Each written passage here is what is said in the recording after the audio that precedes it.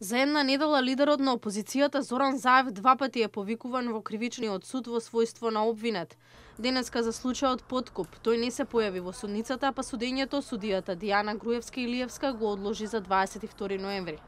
Заев е на службен пат. Одсуството пред судот го оправда неговиот адвокат Ване Андреев.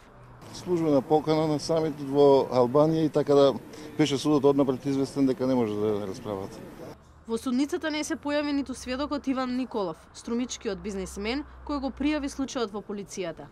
Ова судење се уште не е почнато. Во март се одложи поради неприсуство на адвокатите на Заев и судењето беше презакажано за април, кога не се одржа бидејќи тогаш се уште на сила беше одлуката за аболиција на председателот Иванов, кој го помилува и Заев. Според обвинителството, Заев во својство на градоначалник на Струмица од Николов побарал подкуп од 163.924.000 евра или по 2 евра за метар квадратен градежно земјиште за кое бил заинтересиран да го приватизира. Половина од сумата според обвинението требало да одат за градоначалникот, а другата половина за изградба на црква во Струмица. Заев тврдеше пак дека е наместен, според него нема подкуп без примање или давање пари.